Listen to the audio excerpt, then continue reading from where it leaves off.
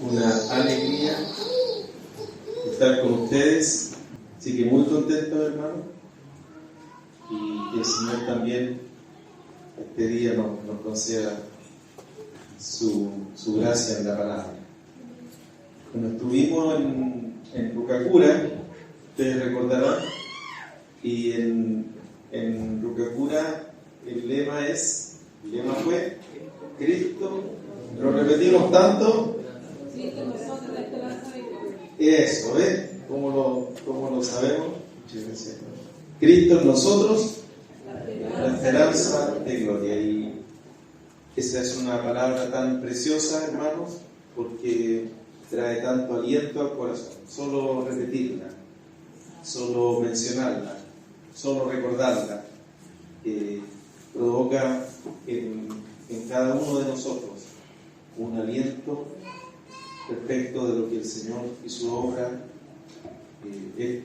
echa en nosotros. Imagínense,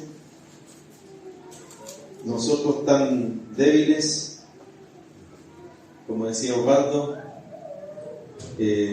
tan ajenos que fuimos, y sin embargo Cristo, nuestro bendito Señor, mora en nosotros. Es una cosa para alegrarse, para bendecir al Señor. Yo quisiera compartir un poquito acerca de aquello esta tarde, mirando algo de la carta del apóstol Pablo a los Colosenses, en el capítulo 1, desde el verso 3 al verso 8, gramaticalmente hablando, todo ese párrafo es una sola oración, gramaticalmente hablando.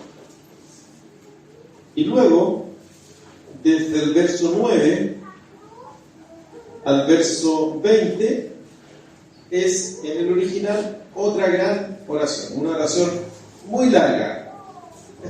Uno no está acostumbrado a leer oraciones tan largas, uno está acostumbrado a leer oraciones más bien breves.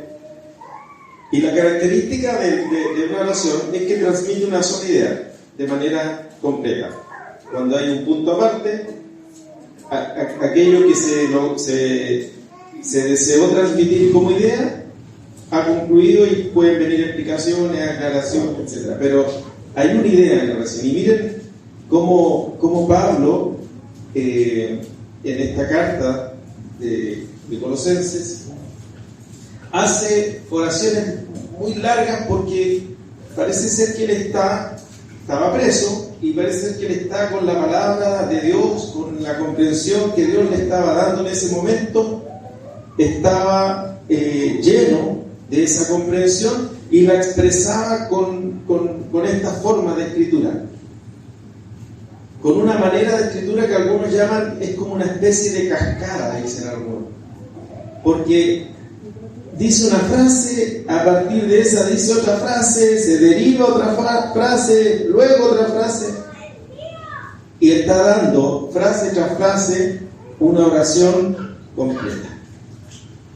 Y una de las características que ambas extensiones, en términos de oraciones gramaticales, tienen, es que en ambas Pablo dice que hay una oración.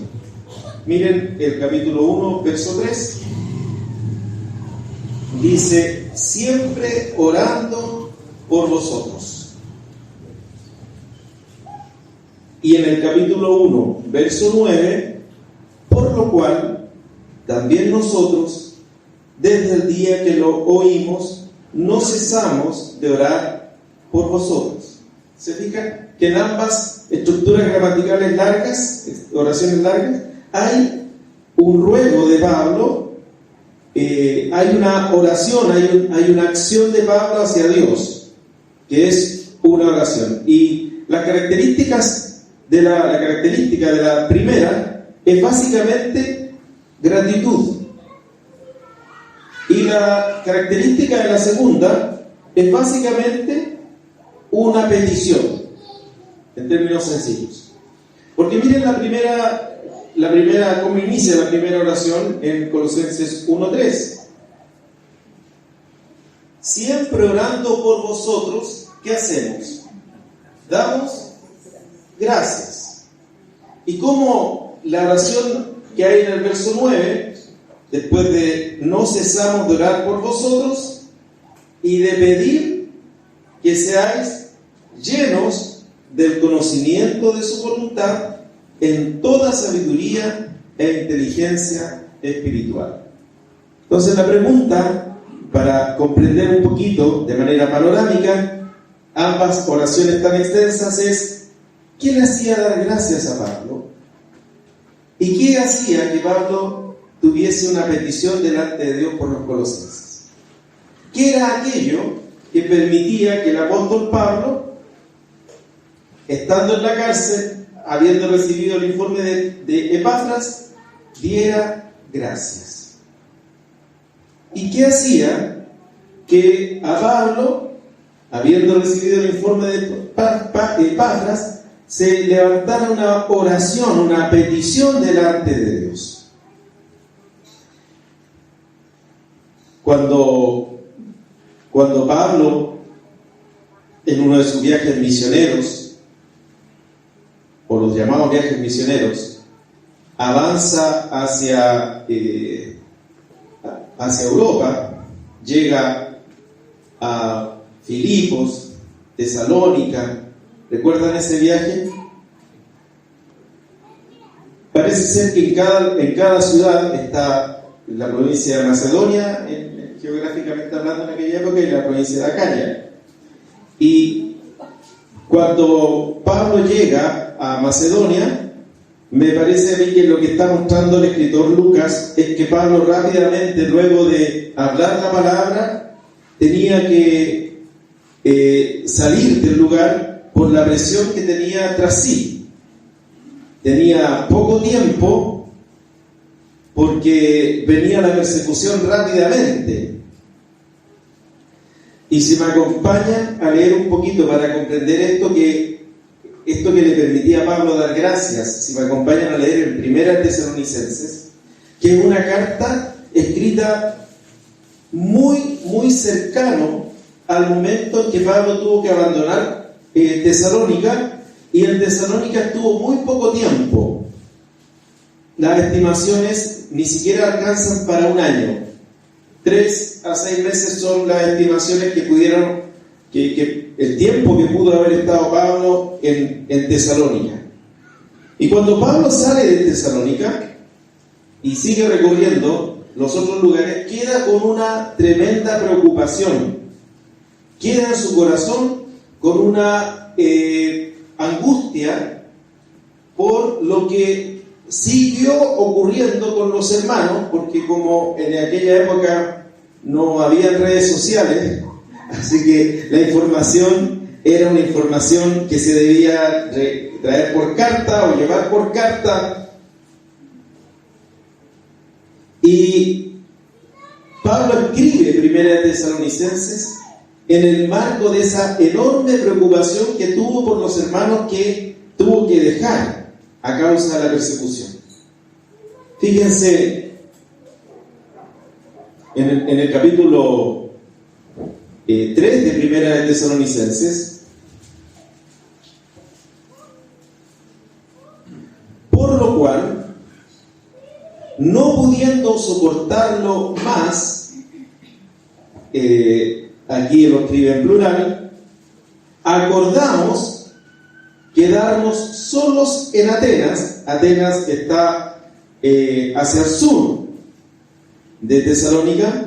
Acordamos quedarnos solos en Atenas y enviamos a Timoteo, nuestro hermano, servidor de Dios y colaborador nuestro. Pablo no soportó más. ¿Qué estaba ocurriendo luego de su salida de Tesalónica? ¿Qué estaba ocurriendo con los hermanos? Miren el verso 5 del capítulo 3. Por lo cual, también yo, no pudiendo soportar más. No, disculpen decirlo de esta manera, no aguanté más la presión que tenía, que sentía por saber de ustedes. ¿Cómo estaban ustedes? Yo no soporté más aquello. Envié para informarme de vuestra fe. ¿Quién fue de Atenas a Tesalónica? Timoteo. Envié para informarme de vuestra fe, no sea que os hubiese tentado el tentador y que nuestro trabajo resultase en vano. Llegamos a Tesalónica, está diciendo Pablo, trabajamos el tiempo que pudimos trabajar, entregamos el Evangelio de la manera que Dios quiso que lo entregáramos y tuvimos que salir en breve tiempo, y mientras íbamos camino traíamos el recuerdo de lo que pudo haber estado pasando, y eso nos agobiaba, eso nos preocupaba, y eso, Pablo lo expresa así, no lo soporté más. Y envié para informarme de vuestra fe, no sea que nuestro trabajo haya resultado en vano, o no haya dado el fruto de la inversión. Evidentemente que cuando uno hace una inversión de tiempo, de trabajo, de esfuerzo, de dedicación, ¿qué espera? Que aquello que hizo, que aquello que invirtió, dé resultado, de algo se obtenga, ¿cierto? Algo se logre avanzar, porque se invirtió mucho tiempo, se desgastó, se invirtieron energía. No hay una cosa más triste, hermanos, que escuchar a papitos, a mamitas que después de tanto tiempo de trabajar y de invertir en sus hijos pareciera que nada se hubiese hecho en favor de ellos. Ustedes saben, por muchos años ya trabajé en la dirección de un colegio, 33 años, y este año renuncié porque si no me crucificaban. Al año 33 uno lo crucifican, así que mejor renunciar. No. Y muchas veces escuchando a papitos decían, no sé qué hice, me gasté, me esforcé, le di lo que necesitaba, me esmeré en hacer todo y no sé qué pasó. Y es tristísimo haber hecho una inversión, haber hecho un esfuerzo, haber hecho un trabajo, y que Pablo nos esté diciendo que resulte en vano. Hay algunos que piensan que la primera carta de Pablo en el Nuevo Testamento fue Gálatas. Algunos lo ubican más cerca de Romanos, pero algunos lo ubican antes de Tesalonicenses. Y ustedes saben la tremenda complejidad que había en Gálatas.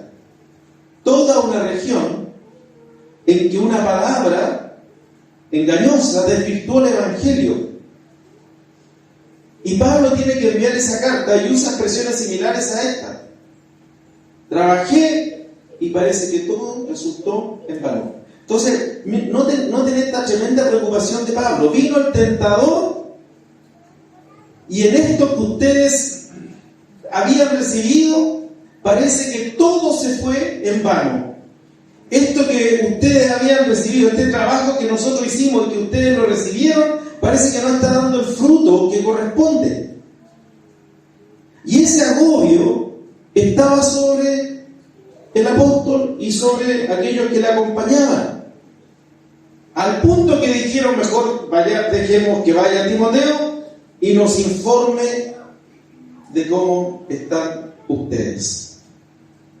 Y miren el verso 6 del capítulo 3 de 1 Tesalonicenses. Pero cuando Timoteo volvió de vosotros a nosotros, y nos dio buenas nuevas. O sea, ¿qué ocurrió con el informe de Timoteo? Que fue un informe tremendamente alentador. Cuando llegó Timoteo, lo que Timoteo le compartió a los que le habían enviado fueron buenas noticias. Aleluya. Lo que dejamos allá, lo que sembramos allá, el trabajo invertido allá, el esfuerzo y dedicación que tuvimos allá. Pablo usa en esta carta de Tesalonicenses expresiones fuertes, porque dice como una nodriza que con ternura cuida a sus propios hijos, como una mamá de un niño recién nacido, así los cuidábamos a ustedes. Y las que han sido mamitas saben que no hay horario para ser mamitas, ¿cierto? O uno hace como en el trabajo, que marca una tarjeta a las 8 y después marca a las 6 y después... No, ¿cierto? Se es mamita mañana, tarde y terriblemente noche también. 24/7. ¿Cierto? Pablo dice, yo como una nodriza. Y después dice, como padre con ustedes. O sea, Pablo invirtió, se dedicó, y cuando recibe las noticias de Timoteo que son buenas, se alentó. Miren el verso 7. Por ello, hermanos, en medio de toda nuestra necesidad y aflicción, fuimos consolados de vosotros por medio de vuestra fe. La información, la noticia fue tan buena la que llegó, que Pablo dice, fui consolado al saber que aquello que hicimos en Tesalónica se corresponde con la obra de Dios. Entonces a uno le da ganas de decir, ¿cuál habrá sido el informe de Timoteo?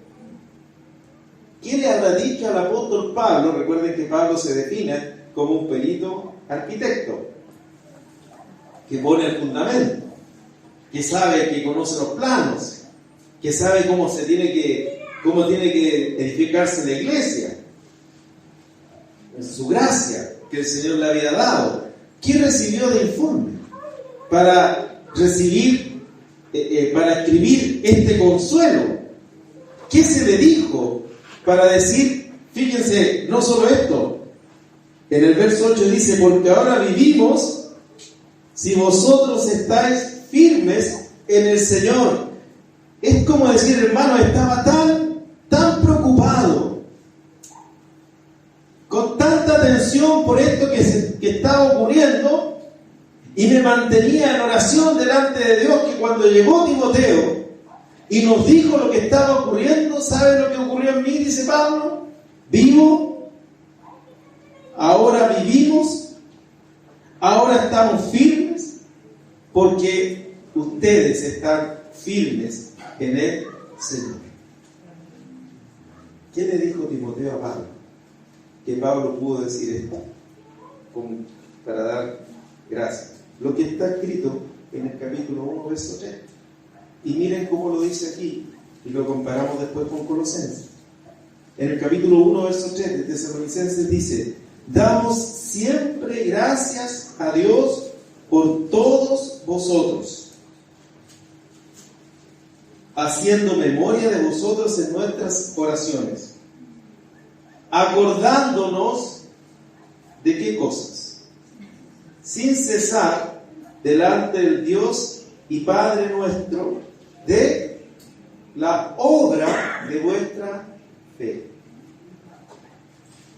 Qué extraño, ¿no? Porque cuando a uno le hablan de fe, pareciera ser que no hay obra. Pero aquí Pablo está diciendo, en esta buena noticia, está diciendo, me acuerdo de la obra de vuestra fe. Y no solo eso, sino que también del trabajo de vuestro amor. ¿Y qué más? Y de vuestra constancia en la esperanza en nuestro Señor Jesucristo. ¿Qué fue aquello que consoló al apóstol respecto de lo que estaba ocurriendo en Tesalónica? Que había fe, que había amor y que había esperanza. Pero lo dice en Tesalónica, se lo dice a los tesalonicenses de un modo muy hermoso, porque les dice la obra de vuestra fe. La fe que conlleva a las obras que estaban preparadas de antemano para que anduviésemos en ellas, como lo dice Efesios. Que había un trabajo vinculado al amor. El amor no es una declaración solamente. El amor es una manera de interactuar, de accionar, que implica trabajo, que implica dedicación. El trabajo de vuestro amor. ¿Y qué más? La constancia en la esperanza. Ahora, solo una observación. Si me acompañan a Apocalipsis, en los mensajes del Señor a las iglesias, el primer mensaje es a la iglesia de Éfeso. Y es un mensaje que es muy valioso respecto de cómo el Señor ve la iglesia en Éfeso.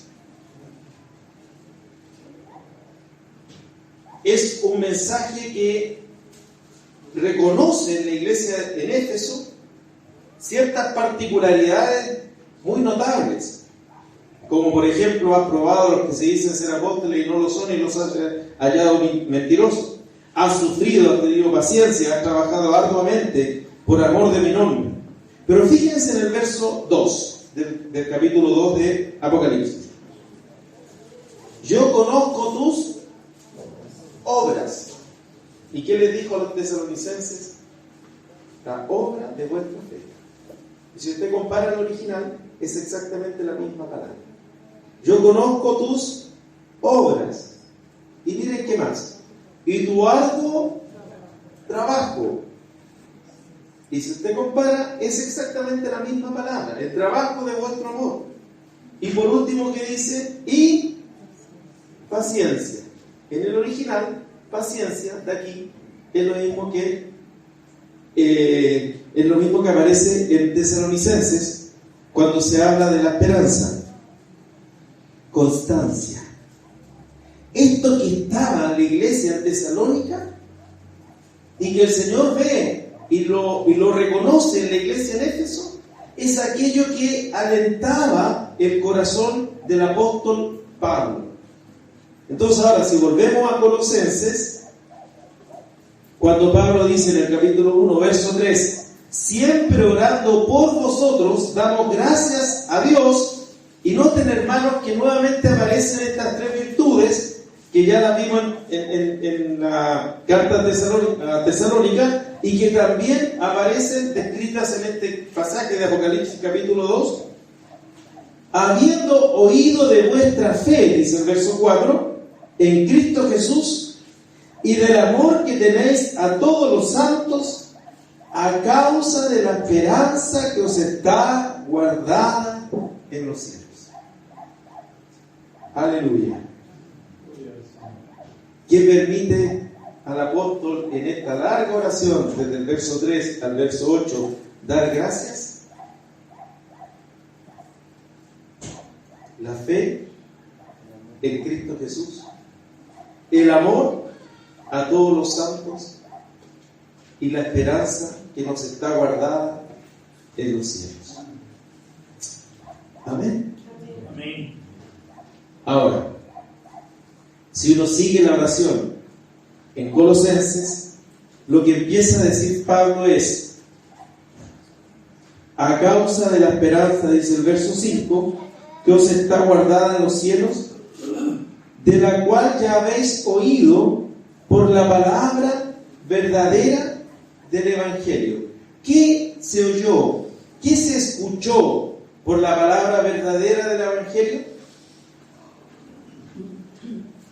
Y si uno va leyendo, dice, a causa de la esperanza que os está guardada en los cielos, de la cual, o sea, de la esperanza, ya habéis oído por la palabra verdadera del Evangelio. La palabra verdadera del Evangelio, cuando llegó a Colosas, probablemente por medio de Epafras, trajo una esperanza. Cuando se comunica el Evangelio, se levanta una esperanza en el corazón de los hombres. Cuando se habla del Evangelio, surge una esperanza en el corazón de los hombres, porque están viendo aquello, están escuchando aquello que anhelan.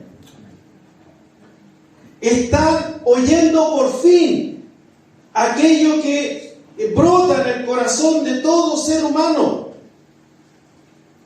Todo ser humano tiene un anhelo, todo ser humano tiene una expectativa, como decimos nosotros. Y cuando se escucha el Evangelio, ¿sabe lo que se escucha? Se escucha la expectativa más íntima que tenemos nosotros los seres humanos. La expectativa más alta que tenemos nosotros los seres humanos. La esperanza más bendita y gloriosa que se alberga en nuestros corazones. Y que solo el Evangelio la puede comunicar. ¡Aleluya! C.S. Lewis, el gran apologista inglés, cuando se convierte y escribe un libro que dice sorprendido por la alegría. Y él lo expresa de la siguiente manera, o lo comenta de la siguiente manera: ¿cómo es posible que yo tenga anhelos de justicia, de paz? ¿Cómo es posible que tenga anhelos de dignidad, digámoslo en nuestro contexto? ¿Cómo es posible que tenga anhelos que cuando miro la sociedad, ninguno de ellos se cumple? ¿Cómo es posible que yo perciba algo, quiera algo que no surge de lo que veo, que no surge de lo que contemplo? Es cosa de ponerse a escuchar las noticias y aquellas cosas que uno anhela parece que se derrumban vez tras vez. ¿Cómo es posible que este anhelo que tenga yo no esté en medio de la sociedad en la que vivo? A él le tocó la guerra mundial, por supuesto. Y dijo, alguien tuvo que poner eso en mí.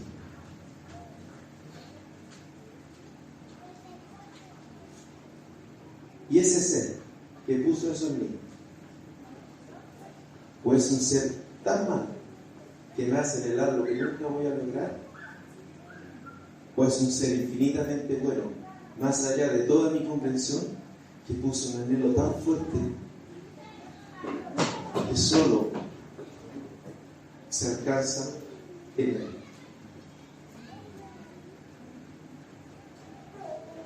Y bendito sea el Señor, porque el Evangelio nos comunicó por medio de su palabra verdadera que nuestras más altas esperanzas, nuestras más altas expectativas, nuestros más altos anhelos están satisfechos en él. Aleluya. Entonces Lewis tiene una frase: si lo que anhelo no es de este mundo, es porque fui creado para otro. Aquí es donde reina la justicia. Aquí es donde el león y el cordero van a pastar. Aquí es donde nos vamos a encontrar todos como hermanos. Aquel momento glorioso cuando el bendito Hijo de Dios vuelva y nosotros lo podamos ver y nos encontremos con aquellos que han partido en la presencia del Señor y nos encontremos con hermanos de todo pueblo, de toda nación, de toda tribu y de toda lengua y podamos tener un canto al Cordero. Aleluya. A causa de la esperanza que trae el Evangelio. Hay un anhelo en todos los seres humanos que solo el Evangelio puede suplir, que solo el Evangelio puede satisfacer, que solo el Evangelio puede mostrar. Y fíjense que cuando Pablo empieza como a hacer esta idea de la cascada, de una frase que deriva de la otra, para mantener una misma idea, dice: habéis oído, dice al final del verso 5, por la palabra verdadera del Evangelio, que ha llegado hasta vosotros, así como a todo el mundo, y lleva, ¿qué hace la palabra verdadera del Evangelio? Lleva fruto. La palabra verdadera del Evangelio lleva fruto. Y ese fruto es respecto de la palabra. ¿Recuerdan la parábola del sembrador? He aquí el sembrador salió a sembrar, y los discípulos después le dicen al Señor: explícanos la parábola. Entonces la explicación es: cuando la semilla cae en algunos corazones no da fruto, pero hay algunos corazones que reciben la semilla y que gracias a Dios dan fruto a 30, a 60 y a 100 por uno. Esa palabra verdadera del Evangelio siempre trae fruto. Siempre algo se ve de lo que ocurre en la intimidad del corazón, porque la palabra cae en nuestro corazón, cae en la intimidad de nuestro corazón, pero algo empieza a ocurrir en nosotros, que esa palabra empieza a fructificar en nosotros.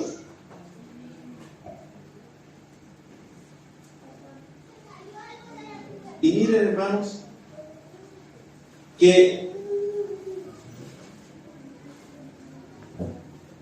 Pablo dice: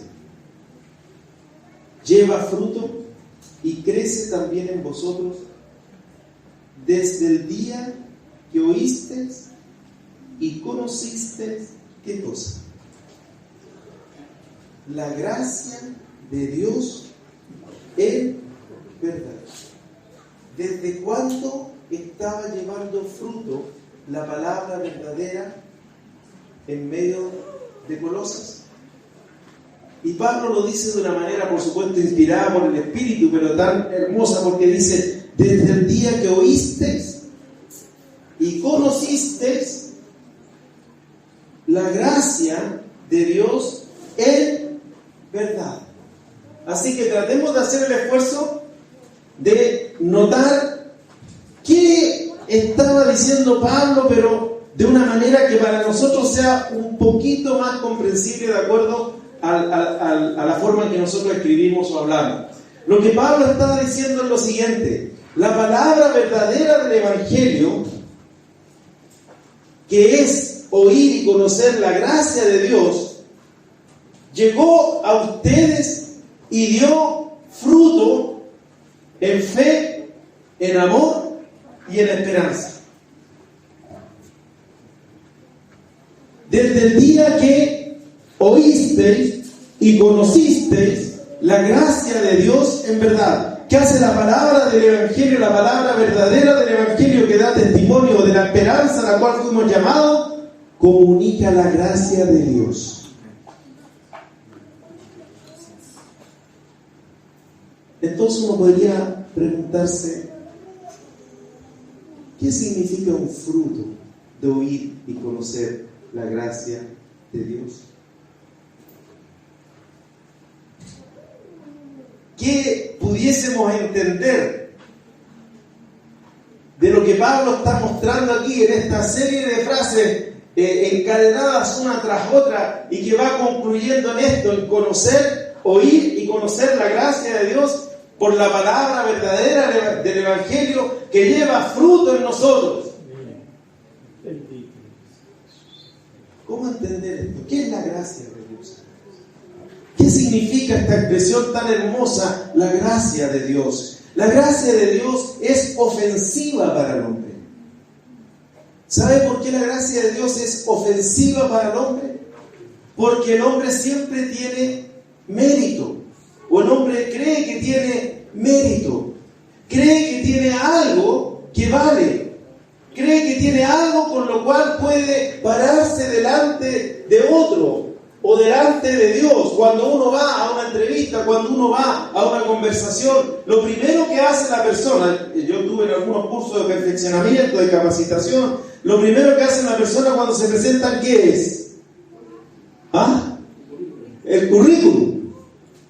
Entonces partían y mientras cada uno tuviera el mejor currículum, parece que quedaba más posicionado en el grupo de conversación. ¿Qué currículum podemos presentar ante Dios?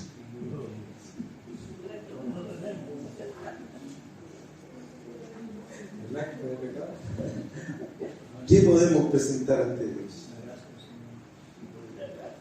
Porque cuando conocemos la gracia, paralelamente conocemos nuestra más plena y absoluta incapacidad, debilidad, y que todas nuestras obras son muertas. Y parece que el hombre, el ser humano, estoy diciendo, se aferra a aquello que tiene, a aquello que considera su logro, a aquello que le genera algún grado de mérito. Y cuando viene el Evangelio es de gracia. El Evangelio comunica la gracia de Dios. El Evangelio nos hace ver que todo lo que para nosotros pudiese ser algún mérito en la carne simplemente es basura. Y eso es fuerte decirlo, porque cuando lo decimos nos sentimos un poquito incómodos, porque quiere decir que nada de lo que nosotros hacemos, hayamos podido hacer o pensemos que está a nuestro favor, realmente está a nuestro favor. Todo se suma a aquello que delante de Dios no tiene valor alguno. La gracia de Dios es como si yo tuviera una casa que tiene algunos problemas, y viene un ingeniero estructural. Me contaba un hermano que es ingeniero estructural, que tuvo que ir a Valparaíso y la gente le pedía que fuera a su casa para ver si el daño provocado por el incendio permitía que siguieran viviendo en sus casas. Y no sé si le ha pasado, pero a veces uno dice, pero esta es mi casa. Entonces uno dice, si le arregláramos esto, si corrigiéramos esto, si cambiáramos el techo, si cambiáramos la ventana, si modificáramos acá, no, sería una casa maravillosa. Pero cuando viene el ingeniero estructural, tiene que darnos una muy mala noticia. Y nos escucha con ternura. Y nos dice, sí, pero que si usted cambia aquí, le va a poner más peso a la estructura. Si usted hace esto, le va a pasar esto otro. Es que el material que usted tiene aquí, y nos habla, y nos dice, y uno se aferra al pilarcito que tiene, que está por caerse.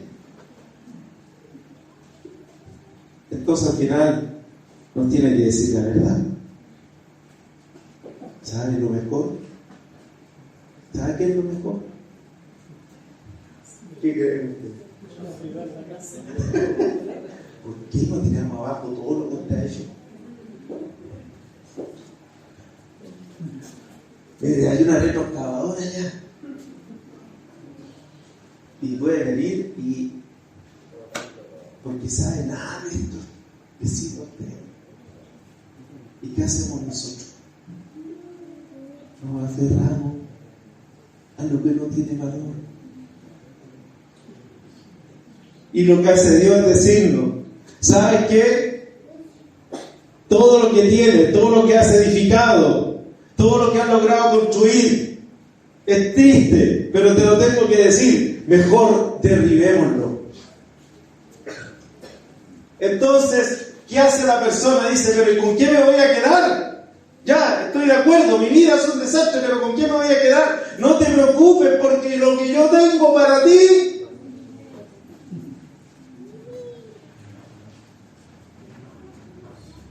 es una morada eterna en los cielos. Aleluya. Bendito sea el Señor. No te preocupes, porque lo que yo voy a hacer es todas las cosas nuevas. si alguno está en Cristo, nueva creación es. Todas las cosas pasaron, no algunas, sino todas. He aquí, todas son hechas nuevas. Aleluya. Entonces este oír y conocer la gracia de Dios derriba cualquier presunción humana, cualquier orgullo humano, cualquier arrogancia humana. Qué difícil eso en esta sociedad, ¿no? Esta sociedad de los derechos. Qué difícil eso, porque nos enfrentamos a la gracia de Dios de un modo que nos hace comprender, nos hace conocer aquello que nosotros, aquello que somos nosotros. Pero también, y esa es la esperanza nuestra, pero también esa gracia que es la mano extendida de Dios, sin considerar mérito alguno de nosotros, puede dar fruto en nosotros. ¿Y qué significa eso? ¿Qué significa que conocer la gracia dé fruto en nosotros? Comentando esto, una hermana dijo, bueno, que si alguien roba o si alguien miente, ¿cierto? Ya no robe. Entonces yo le pregunté, ¿pero solo es eso? ¿El conocimiento de la gracia? ¿El que haya fruto de ese conocimiento en nosotros es solo que cambiemos la conducta por una conducta mejor? Y miren, hermanos, una epístola que es la llamada epístola gemela a Colosenses, que es Efesios, justamente nos muestra lo que yo entiendo que pudiese ser este fruto de conocer la gracia de Dios.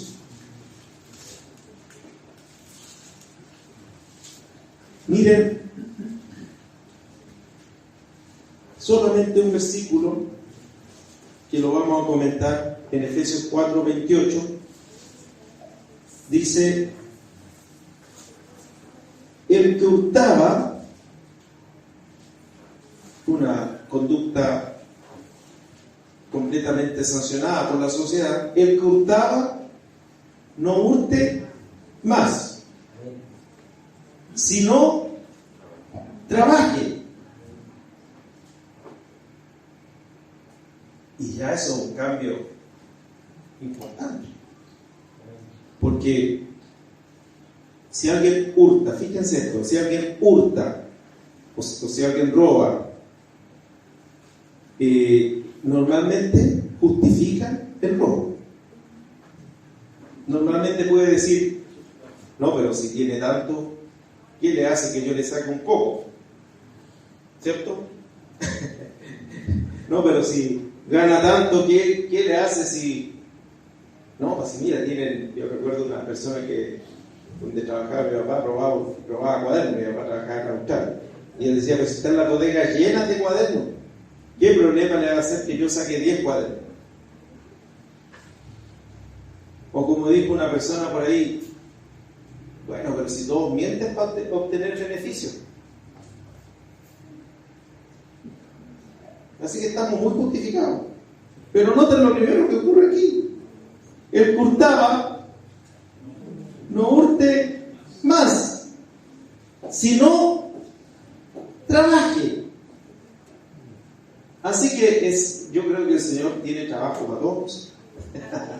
Si no, trabaje. Pero ¿es solo eso?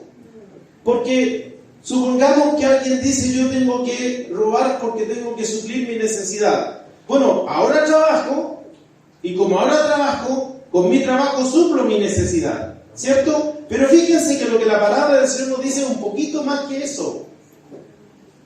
Sino que nos dice, si no trabaje, haciendo con sus manos lo que es bueno, y cuando uno trabaja y llega a fin de mes, y a uno le pagan, ¿qué dice uno?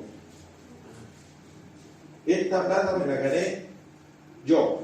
Bueno, ahora no sé, uno no se toca algo así, se toca la tarjeta de débito. Esta plata a mí me pertenece. ¿Por qué? Porque el esfuerzo lo hice yo. ¿Eso es gracia? No. Este recurso me pertenece, o este recurso es mío, porque se corresponde con el trabajo que hice durante todo el mes. Pacté con mi empleador y esta plata es para mí.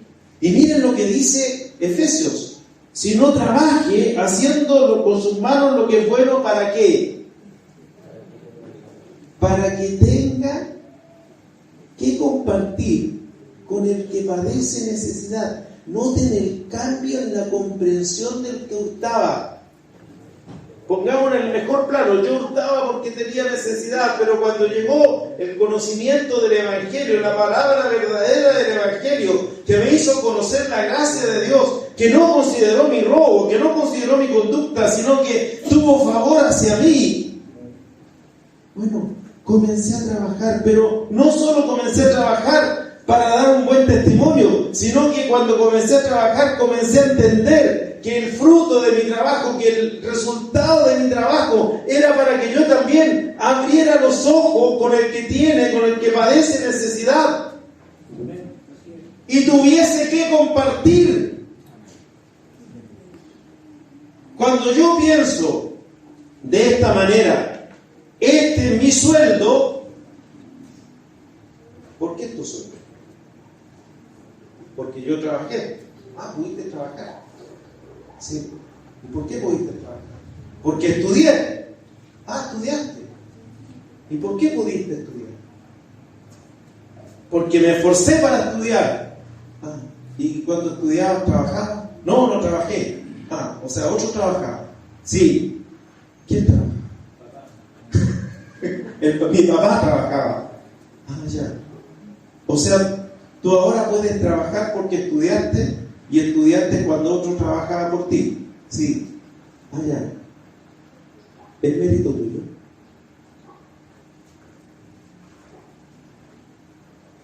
¿O es mérito de tu papá? Una pregunta le dije yo, hermano, una pregunta a los jovencitos.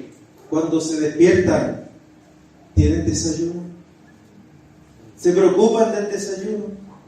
¿Se preocupan de la comida? ¿Se preocupan de que la ropa esté limpia? ¿Se preocupan de que tengan una camita bien confortable para dormir? ¿Se preocupan de eso? No, ¿quién se preocupa? ¡Otro! Entonces, cuando alguien recibe la gracia de Dios, entiende que si puede trabajar es por gracia de Dios. Si me puedo esforzar es porque Dios me da esa capacidad. Si pude estudiar es porque Dios me concedió ese tiempo. Si puedo tener lo que tengo es porque su gracia me lo ha concedido. Porque tengo salud para hacerlo. Porque tengo capacidad para hacerlo. Bendito sea el Señor. Porque el conocimiento de la gracia nos trae una comprensión que no solo cambia la conducta, sino que eleva la conducta a un plano que nos hace mirar inclusive la necesidad del otro. Ni siquiera tienen que decirnos, hermano, ofrendemos. No, porque nos hace mirar la necesidad del otro.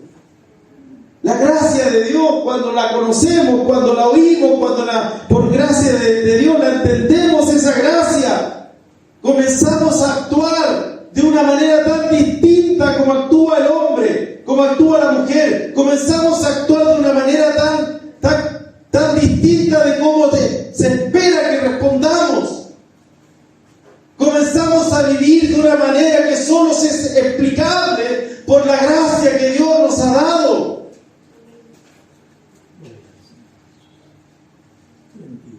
Y eso se llama fruto del conocimiento de la gracia de Dios. Así que cuando alguien me insulta, cuando alguien me ofende, ¿qué me ocurre a mí? Cuando voy en el auto y alguien me toca la bocina porque me demoré mucho o porque no pasé con el amarillo, cuando alguien me toca la bocina, ¿qué me ocurre a mí? O a mí, me dan unas ganas de bajar el vidrio.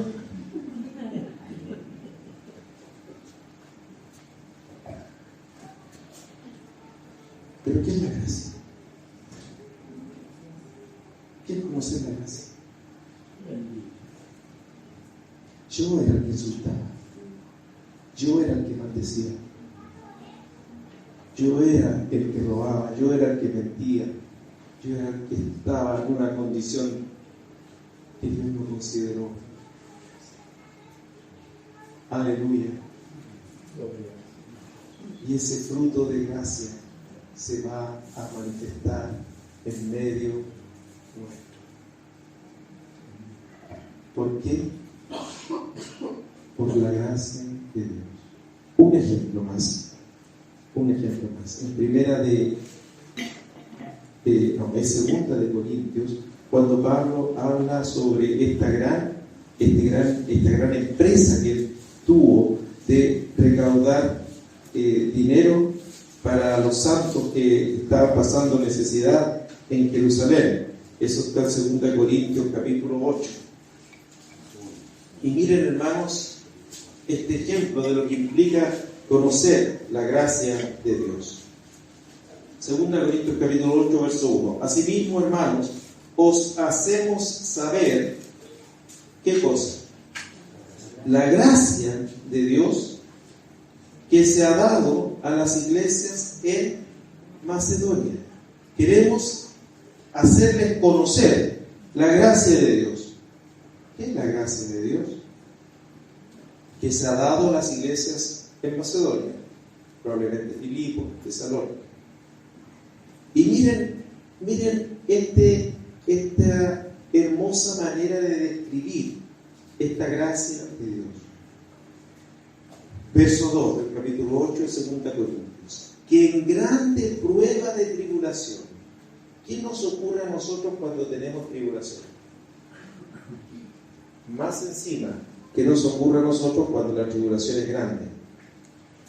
Y peor aún, ¿qué nos ocurre a nosotros que sabemos que estamos siendo probados con una gran tribulación? Lo que menos tenemos, ¿qué es? Gozo. ¿Cierto? Se nos va la sonrisa. ¿Por qué a mí, Señor? ¿Por qué estas cosas me tienen que pasar a mí? ¿Por qué me está ocurriendo todo esto?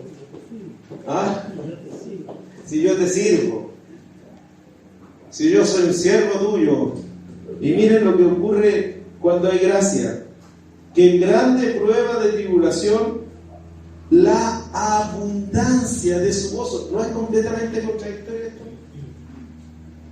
¿No les parece, desde un punto de vista humano, no les parece completamente imposible? Porque cuando hay tribulación, cuando hay grande prueba de tribulación, obviamente lo que menos hay es algún grado de alegría o de gozo.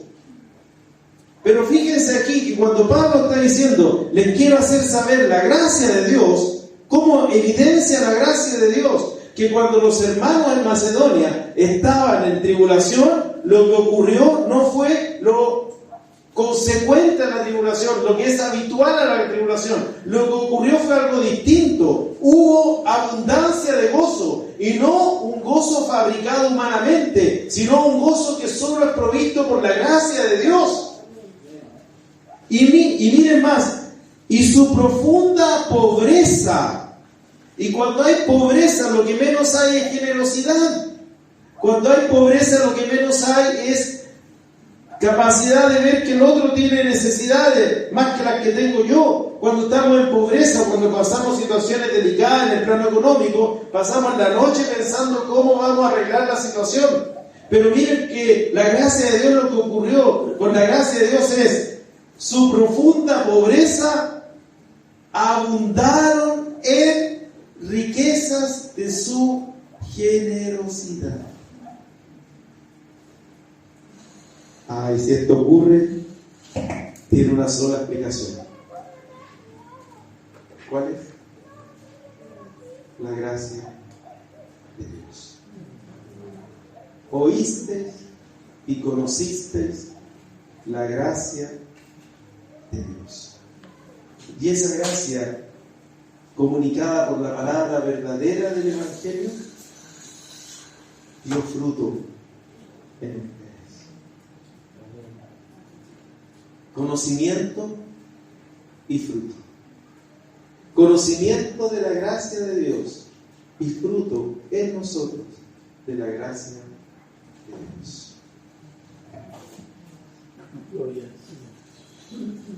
Y el fruto, hermanos, es tan distinto de la obra. Mi mamá tiene un árbol de limones. Y no, los limones espectaculares.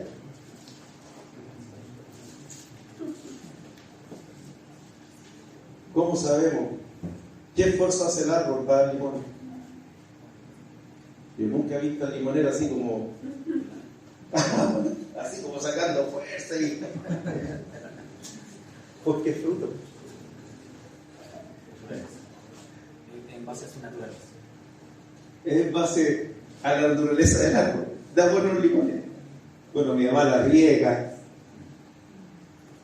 No es la palabra que los riega.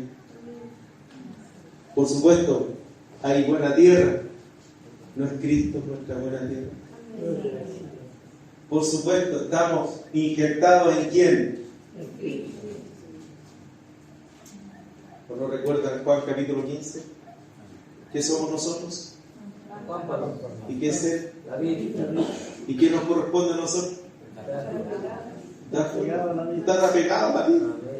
¿Y qué ocurre cuando estamos apegados a la vida? La vida de la vida se expresa en nosotros. ¿Y qué pasa con nosotros?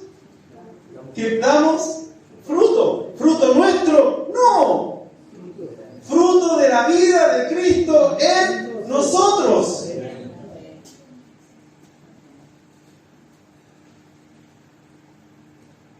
¿Y qué ocurre cuando alguien está dando fruto? ¿Qué hace el Padre? En el esquema de lo poda. ¿Y cómo lo poda? Ya vosotros estáis limpios por la palabra que os he hablado. Entonces miren esto, hermano. Damos fruto como pámpanos porque estamos en la vida. Es la vida, es la vida de la vida. Es la vida de Cristo que se nos comunica para que demos fruto. Y cuando estamos dando fruto, aunque sea un poquito así, poquitito, cuando alguien en la casa siempre se ha enojado y ha respondido mal y de repente dice, ya, voy a aguantarme un poquito más, no voy a responder tan mal como siempre respondo. Está dando un poquito de fruto. ¿Sabe lo que hace Dios? Se alegra, porque ese fruto es de la vida de Cristo. Y viene y dice, como está dando fruto, lo vamos a podar.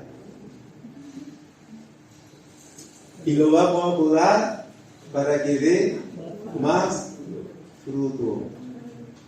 ¿Y cómo nos poda, hermano? Con su palabra.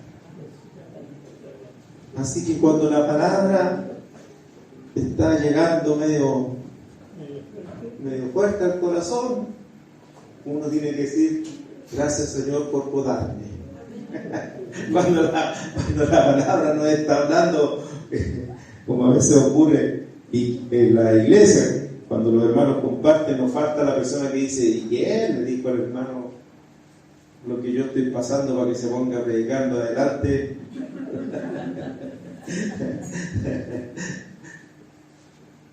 Y a veces el Señor nos habla, porque nos quiere podar. Y nos quiere podar, porque algo del fruto de la preciosa vida de su Hijo se está manifestando en nosotros. Y lo quiere hacer para que demos más fruto de la vida de Cristo en nosotros. Y esto, sin lugar a dudas, es conocer esa gracia de Dios. La gracia y la verdad vinieron por Jesucristo. Amén. Padre bueno, gracias por este tiempo que nos das. Gracias, Señor, por tu preciosa palabra, que al leerla, que al escucharla, que al compartirla, es un bálsamo al corazón. Gracias porque nos aclaras en la intimidad de nuestro corazón, disiernes por tu palabra lo que es de la carne, lo que es del espíritu, lo que es humano, lo que es espiritual. Gracias, Padre, porque por tu palabra nos vas lentamente corrigiendo por una causa, porque hay algo de la vida de tu Hijo que se está manifestando en nosotros. Porque hay algo del conocimiento de la gracia que se está manifestando en nosotros. Porque hay una palabra de gracia en nosotros. Porque hay una mirada de gracia en nosotros. Porque hay un pensamiento de gracia en nosotros. Porque hay un gesto de gracia en nosotros. Señor, perdónanos. Cuando en casa no actuamos en función de tu gracia. Perdónanos, Señor, cuando en nuestras relaciones no actuamos en función de esa gracia que tú nos diste a conocer a nosotros. Y guíanos, Señor, para que la vida de Cristo, gloriosa vida de Cristo, en nosotros manifieste estos frutos del conocimiento de gracia que tú nos has dado.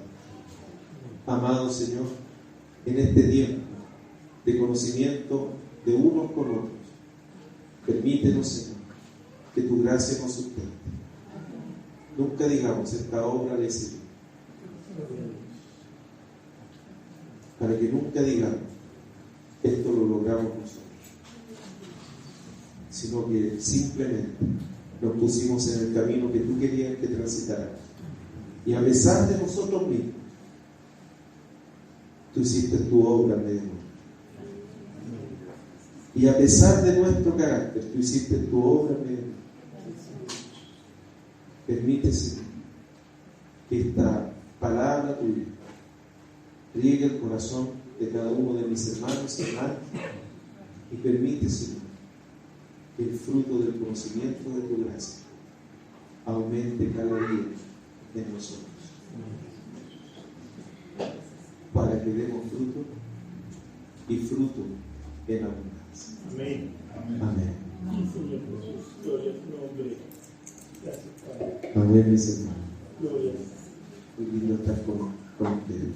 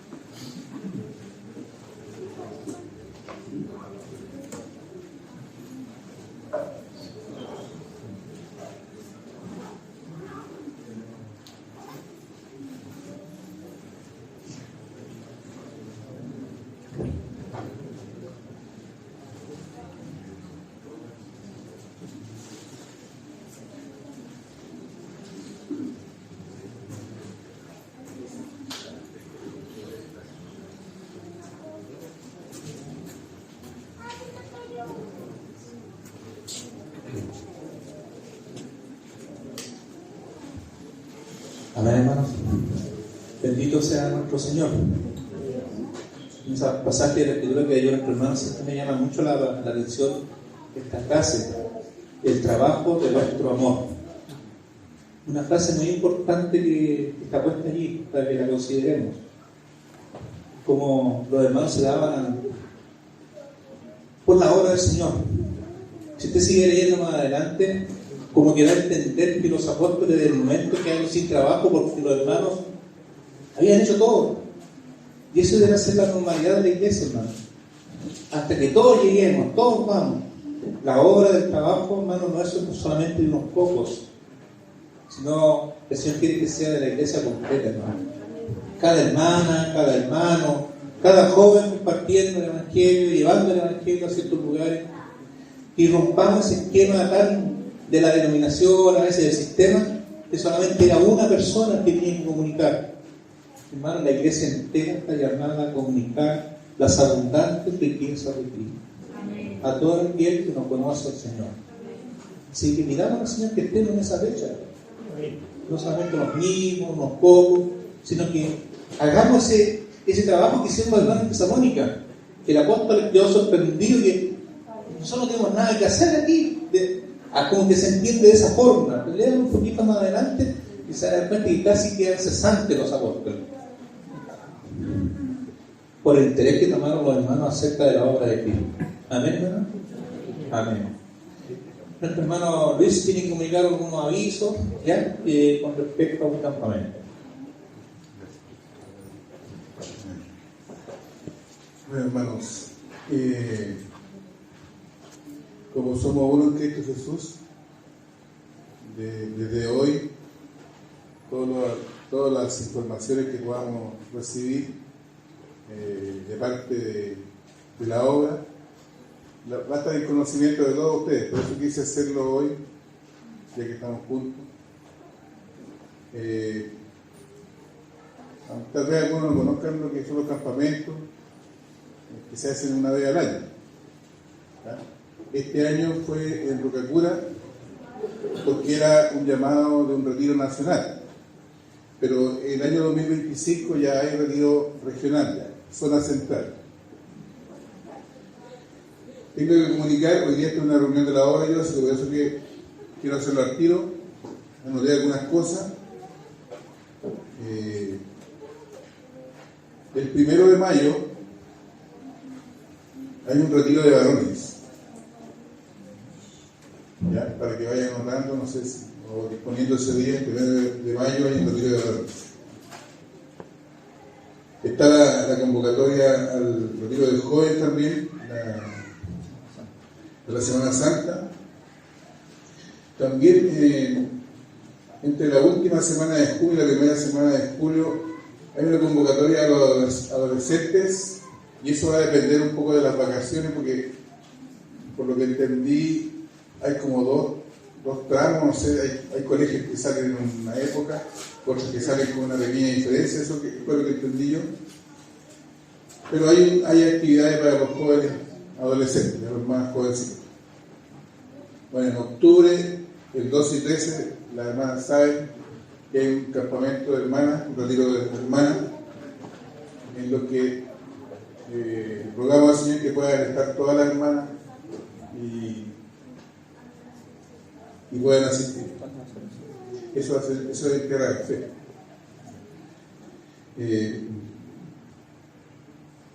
El campamento de la zona central 2025, bueno, hay nuevos hermanos en la comisión. El lugar de retiro hasta el momento se dice que puede ser Aguahuil, el lugar que está a 35, 40 minutos de aquí.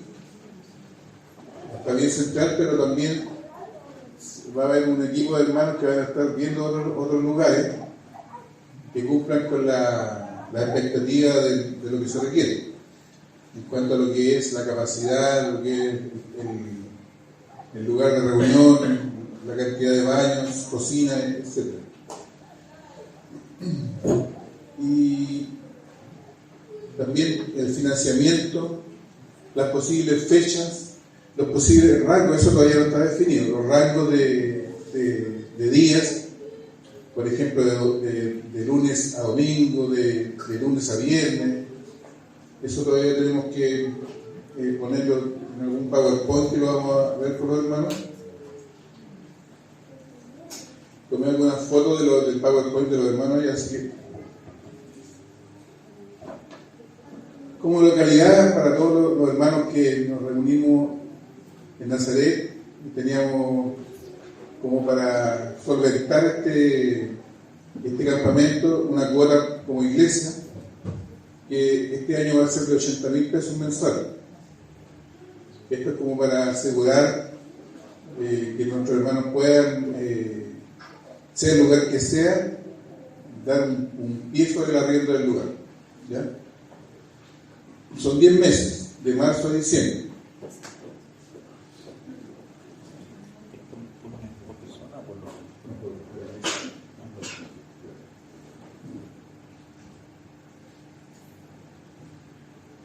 Bueno, aquí están cifrados los gastos generales del campamento de retiro, arriendo del recinto, alimentación y gestión de logística. Pago de entrada, de estadía, de los asistentes de aporte mensual por localidad, aporte de alimentos, localidad, y también aportábamos con alimentos. Me recuerdo que a nosotros nos tocaban todos los años llevar una cantidad de paquetes, por ejemplo, de tallarín, de paquetes. No sé qué nos va a tocar este año.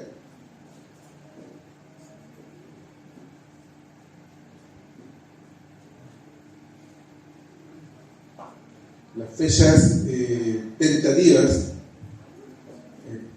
están así como probabilidad, no están definidas totalmente, ahora que no nos asustemos, desde el 26 al 31 de diciembre del año 2024, del 6 al 12 de enero del 2025, del 16 al 22 de enero del 2025 y del 19 al 23 de enero. Es probable que alguna de esas fechas sea, pero también es probable que se anote. Así que vamos a depender de la gestión que el Señor haga a través de nuestro hermano que está en la comisión. Eso quiero compartir, hermano, para que estemos todos ya desde ya informados con todo lo que va a ser el mover de la iglesia en este año, 2020, o sea, el resto del 2024 y parte del 2025, comienzo del 2025. ¿Amén? Esto cuando el Señor planteó el desafío, por ejemplo, el año pasado, fue muy tarde, fue muy después de mitad de año, pero cuando el Señor está, hermano, y ve nuestros corazones, vemos en nuestros corazones la disposición a estar donde Él nos convoca, el Señor respalda. Y vimos su respaldo el año pasado, le da testimonio a los hermanos ancianos en Tierra de Fe, de que también con la ayuda de nuestros hermanos aquí, de ustedes, también logramos reunir una hermosa cifra de más de 5 millones de pesos, ¿no? ¿Sí? 5 millones y un poquito más. Sobre 5 millones de pesos. Entonces, lo que nos permitió poder viajar, lo que nos permitió poder pagar la estadía. Ahora somos un grupo más amplio, por la fe lo digo, que va a asistir a este campamento. Así que ya tenemos una primera, como ustedes todos saben, ya tenemos una primer fondos reunidos, los primeros fondos reunidos que fueron bien abundantes, por la gracia de Dios. Y ahí vemos que el Señor está de acuerdo con lo que estamos haciendo. Así que eso, hermano. Si me acuerdo de algo más, lo voy a ir comunicando por el grupo. ¿Ya? Gracias, Padre Señor.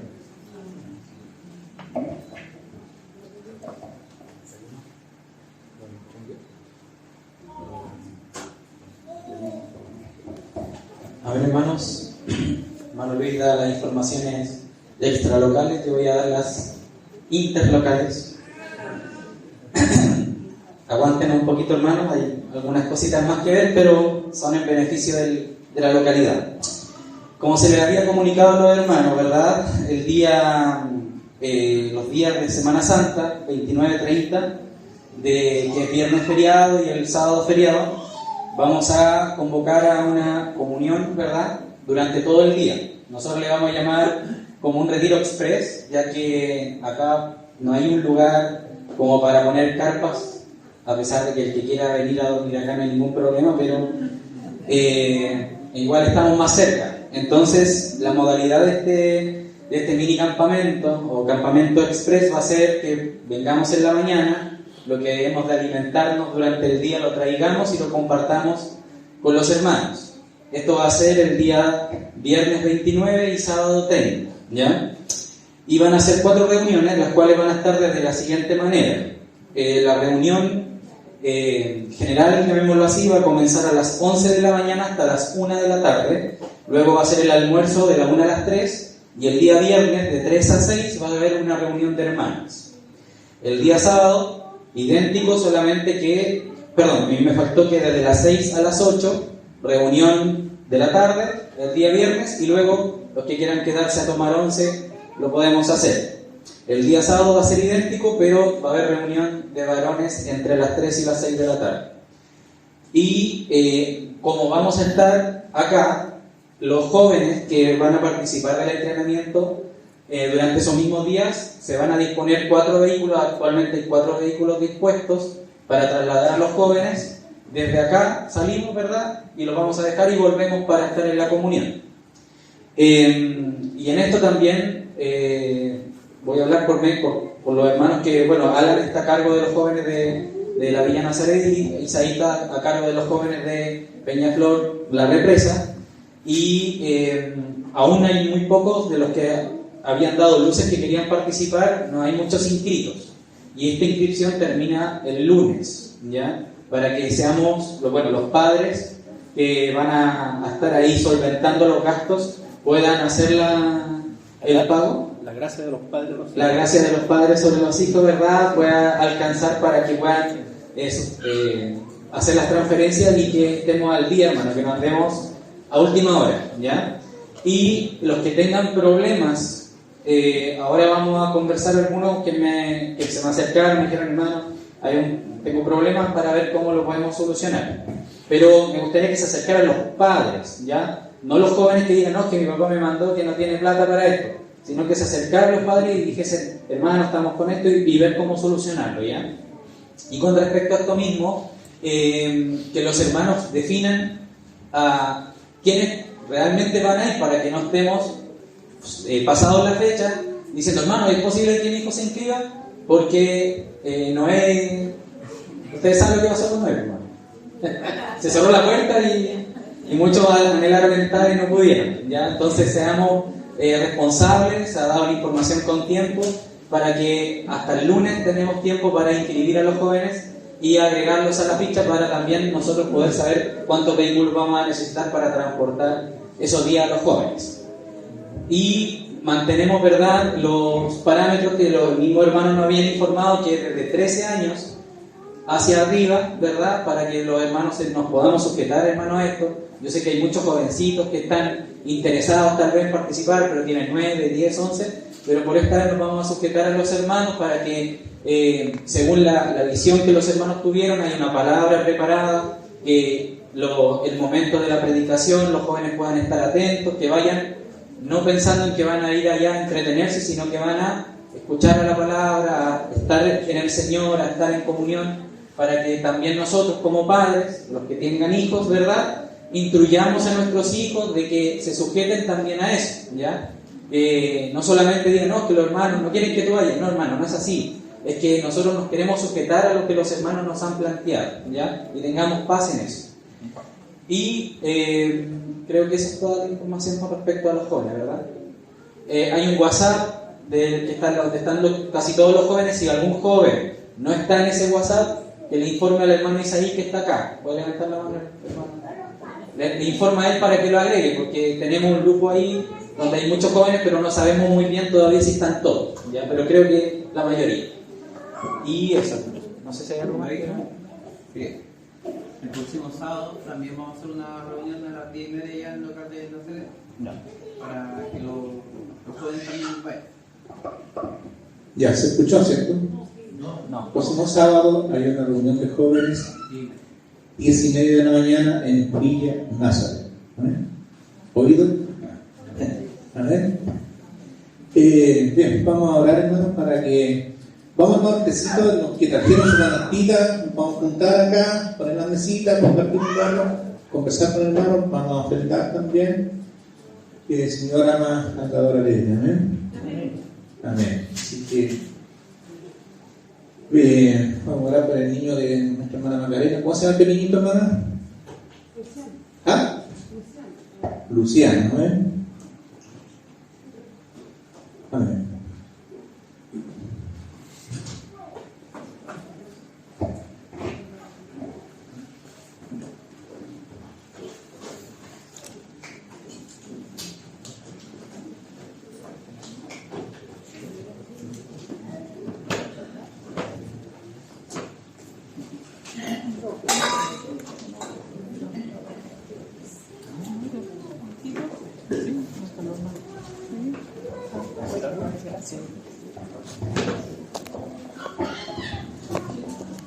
Amado hermano, hola, buenas tardes.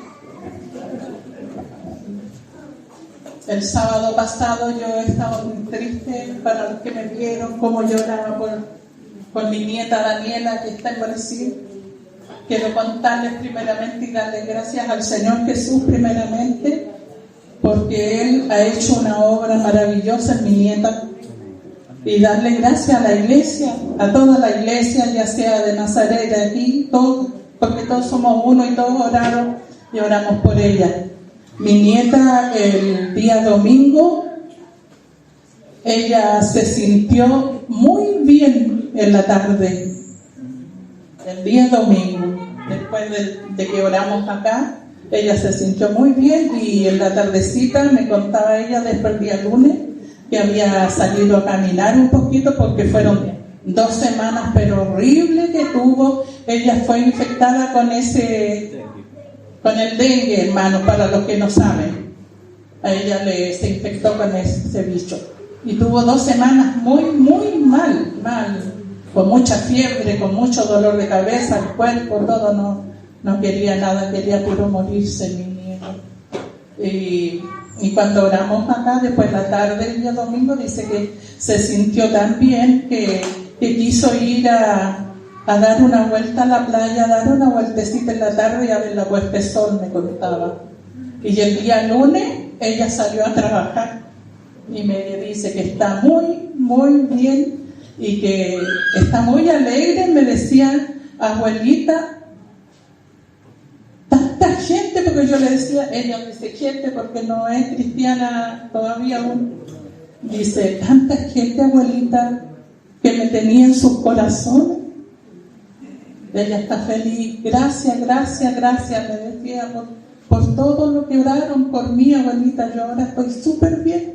Fui a trabajar en la mañana, después porque había hecho otras cosas, así que yo quiero puro darle gracias al Señor y a la iglesia por este milagro tan grande que fue sobre mi nieta. Fue puro amor, pura gracia, como decía mi hermano Cristian, que él tuvo para con ella y para con nosotros, su familia, que orábamos y estábamos muy tristes porque sabemos noticias muy feas de allá y que nosotros no teníamos el dinero como para traerla de vuelta. Entonces pensábamos a más largo plazo que a ella podía pasar algo triste, algo malo, porque ese dengue es muy terrible cuando le da.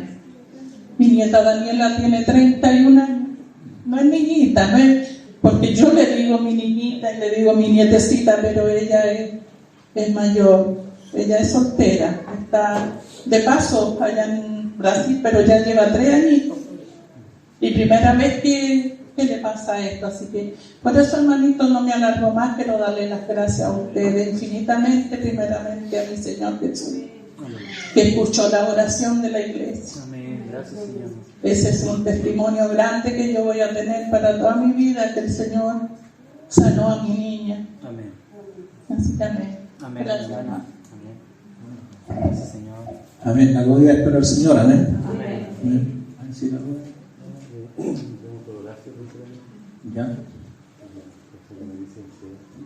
¿Cómo?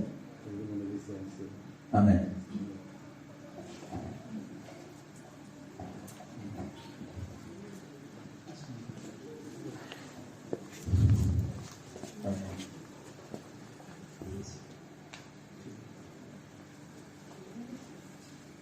¿Cómo se llama el suyo? Amén, Señor. Padre eterno, nos dirigimos a ti, Señor, por el único camino posible que tenemos, que es tu Hijo amado, nuestro Señor Jesús. En ese camino no nos podemos desviar, vamos seguros delante de tu presencia, Señor. Queremos apelar hasta ahora a tu misericordia, Señor, y a tu poder infinito, para orar, Señor, para interceder por nuestros hermanos, Señor. Nuestra cara, nuestra hermana Macarena, Señor, ponemos delante de ti en esta tarde a su suegro, Señor, Pedro, Señor. Señor, está aquejado de enfermedad, Señor. Pero, Señor, queremos orar primeramente por la salud de su alma, Señor. Porque podrías tú sanarle físicamente, Señor, pero y su alma, Señor. Oramos por su alma, Señor. Inquiétalo, Señor. Atráelo, Señor. Que el Espíritu Santo de Dios, Señor, venga sobre él y lo convenza, Señor, le hable en el sueño de la noche, Señor, en alguna conversación, algún hermano que llegue a su casa, Señor, que lo inquiete, Señor, para que su alma tenga sanidad y también, Señor, sea reflejada esta sanidad en su cuerpo, Señor. Oramos por Pedro, Padre eterno, en el nombre del Señor Jesús, que se cumpla todo propósito tuyo en esta vida, Señor. También oramos, Señor, por el hijo de nuestra hermana Margarina, Señor, por Luciano. Somos agradecidos tuyos, Señor, porque la vida depende de ti, Señor. Señor, que vivamos un día más en esta tierra, Señor, es un milagro tuyo, Señor. Así como crecen las frutas y los árboles, Señor, no es que la tierra sea buena, Señor, es porque tú dices, produzca la tierra todos los días. Y también tú dices que vivan estas personas todos los días, Señor. Hoy día te damos gracias, Señor, por un año más de vida por este pequeño, Señor. Guárdalo, Señor, defiéndelo. Y si alguna enfermedad hay en su ser, Señor, te rogamos que lo sane, Señor. Que lo bendiga, Señor. Guárdalo, Señor. Oramos por Luciano para que sea bendecido. Y gracias, Señor, por este tiempo que tú le has concedido en esta tierra, Señor. Para que un día, Señor, él pueda con su mente y su corazón entregarse a ti, Señor. Amén, Señor. Amén, Señor. Bueno, Amén. También oramos, Señor, por Horacio, Señor, que ha pasado adelante, Señor, por esta crisis en su corazón y ansiedad, Señor. Antes que todo, Señor, rogamos a tu Espíritu Santo, Señor, que pueda, Señor, tocar nuestros corazones, Señor, y el corazón de Horacio, Señor. Padre, oramos en el nombre del Señor Jesús, para que toda angustia, Señor, para que toda desesperación en su mente y en su cuerpo, Señor, sea reprendida en el nombre del Señor Jesús, y pueda, Señor, nuestro pequeño Horacio, Señor, pueda verte, Señor, pueda ver como tu mano, Señor, poderosa está por tu iglesia, Señor, que pueda volver a encontrarse contigo, que todas estas dudas que están en su corazón, Señor, que todas las cosas que muchas veces nos apartan de ti puedan ser derribadas, Señor, y que la luz de tu Espíritu ilumine, Señor, el corazón de este joven, Señor, para tu gloria y para tu honra, Señor, que podamos juntos, Señor, comprender, Señor, que no hay nada fuera de ti, Señor, que podamos nosotros tomar para nuestro bien, porque todo el bien está en ti. Tú eres nuestro bien, Señor, tú eres nuestra ayuda, tú eres, Señor, lo que puede provocar que nuestro corazón esté lleno de ti, Señor, y que toda la esperanza, todo el amor y toda la fe, como decía tu palabra, se encuentran solamente en ti, Señor, que es lo que necesita nuestra alma. Por eso oramos por este joven, Señor, primeramente para que tu Espíritu, Señor, pueda venir en él, Señor, pueda revelarse tu nombre a él cada día, Señor, y pueda, Señor, también ser sanado, Señor, ser puestos tu paz en él, Señor, No la paz que este mundo da, Señor, no la paz financiera o la paz de la salud, Señor, sino la paz tuya, Señor, la que llena nuestro corazón, la que nos hace andar en esperanza, en amor, Señor, y en fe. Oh Señor, derrama sobre este joven y sobre cada uno de mis hermanos que tal vez en su corazón están viviendo, tal vez, Señor, estas crisis, Señor, en la noche, Señor, de angustia, de ansiedad, depresiones, Señor, que tú puedes, Señor, sanar el corazón, sanar nuestra alma. Tú eres nuestro bien, Señor. Te rogamos por Horacio, Señor, que tengas, Señor, tu mano sanadora sobre su mente, sobre su cuerpo, sobre sus pensamientos, Señor, que tú no lo has olvidado, que tú no lo has dejado fuera, que tú lo esperas, Señor,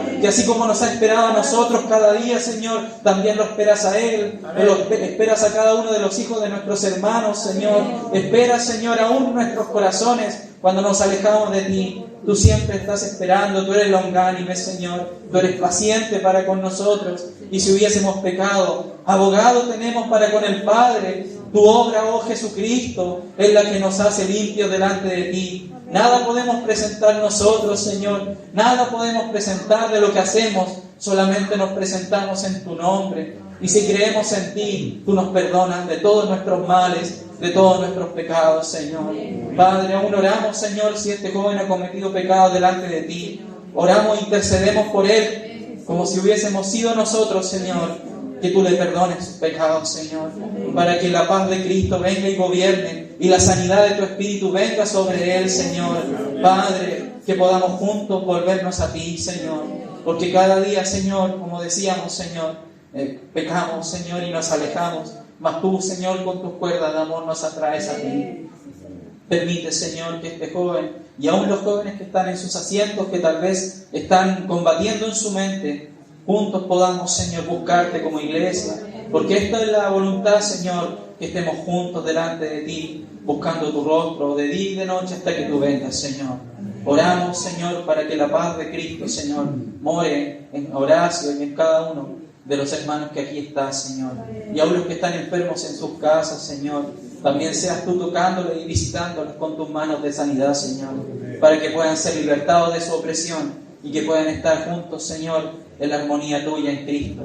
Padre eterno, te damos gracias por tu misericordia, porque así como proclamaba nuestra hermana la sanidad de su hija, dice su nieta, Señor, también, Señor, proclamaremos la sanidad de este muchacho, Señor. Amén. Y aún, Señor, los que vengan a ti enfermos, tú no les echas fuera. Todo aquel que busca, todo aquel que golpea, tú le abres, Señor. Y esa es tu capacidad, y ese eres tú, Señor. Por eso tú eres Dios y no nosotros, Señor. Tú eres el Señor. Gracias, Padre, por tu obra sanadora, por tu obra que aún tú trabajas hasta este tiempo y aún trabajarás hasta el último día sobre esta tierra, Señor. Padre, te bendecimos y proclamamos juntos que Jesucristo es el Señor. Amén. Amén.